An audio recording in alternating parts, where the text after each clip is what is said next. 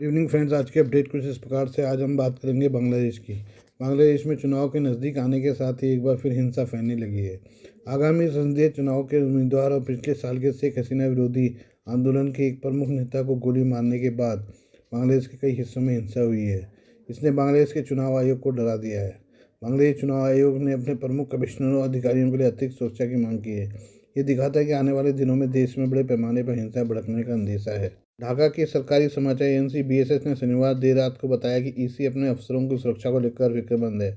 EC ने police महानिरीक्षक IGP को पत्र लिखकर मुख्य चुनाव आयुक्त, सीसी चुनाव आयुक्तों, ईसी और चुनाव आयोग सचिवालय के वरिष्ठ अधिकारियों के लिए व्यापक सुरक्षा व्यवस्था करने का आग्रह किया है। बांग्लादेश में आगामी चुनाव के भावी उम्मीदवारों को गोली मारे जाने के बाद फिर से अशांति फैल गई है। ऐसे में निर्वाचन आयोग ने अपने प्रमुख आयुक्तों और अधिकारियों के लिए अतिरिक्त सुरक्षा की मांग की है।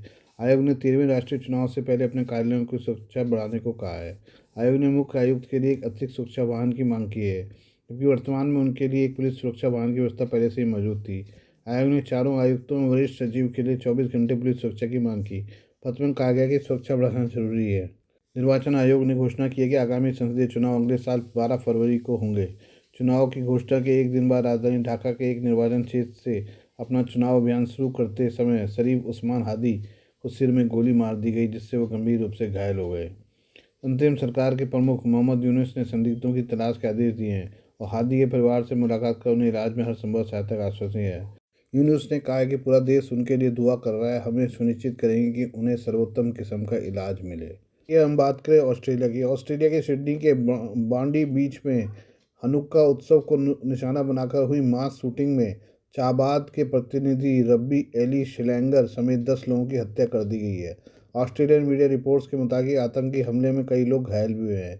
यह हमला हनुक्का बाय द सी नामक कार्यक्रम में हुआ, जहां यहूदी समुदाय के लगभग 2000 लोग पर्व का पहला दिया जलाने के लिए जमा हुए थे। स्थानीय मीडिया रिपोर्टों में 10 लोगों की मौत की पुष्टि हो चुकी है, जबकि कई अन्य लोग गंभीर रूप से घायल हुए हैं। घटना के तुरंत बाद पुलिस ने इलाके को घेर लिया और 2 संदिग्धों को हिरासत में लिया गया। पुलिस ने इन लोगों से अपील की कि वो बॉन्डी बीच इलाके से दूर रहें और सुरक्षा बलों के निर्देशों का पालन करें।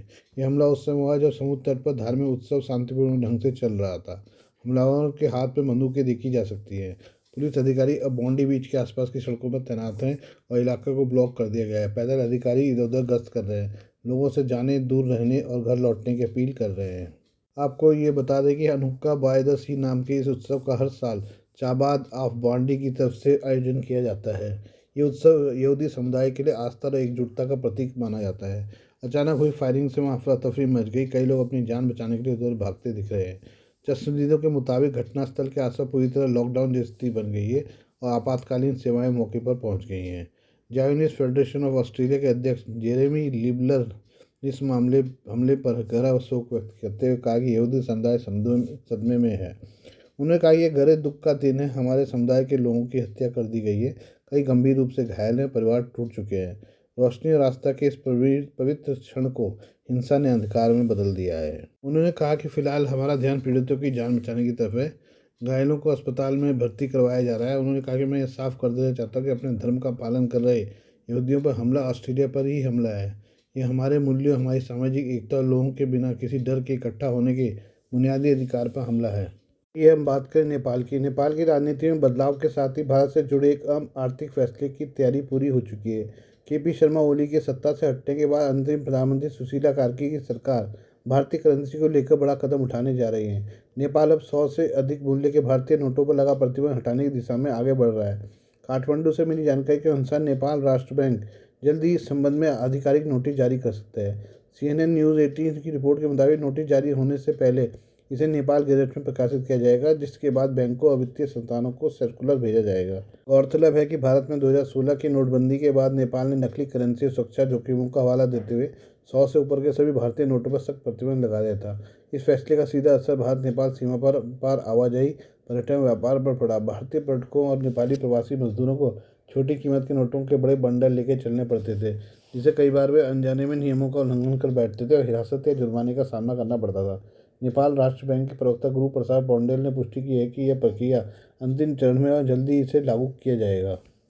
इस बदलाव की एक बड़ी वजह आरबीआई का हालिया फैसला भी है। भारत के रिजर्व बैंक ने नवंबर 2025 के अंत में फॉरेन एक्सचेंज मैनेजमेंट रेगुलेशन में संशोधन कर सीमा पार 25,000 तक के 100 से अधिक मूल्य वाले नोटों को ले जाने की अनुमति दी है।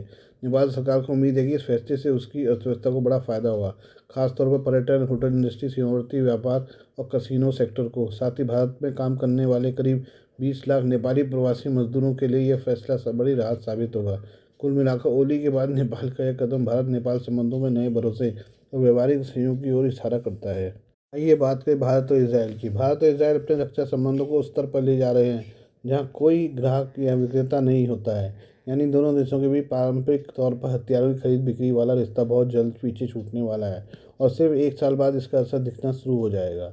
रिपोर्ट के मुताबिक इसराइल अब अपनी डिफेंस मैन्युफैक्चरिंग को भारत में शिफ्ट करने की संभावनाओं पर काम कर रहा है। यानी इसराइल अपने हथियार मेक इन इंडिया के तहत भारत में बनाएगा।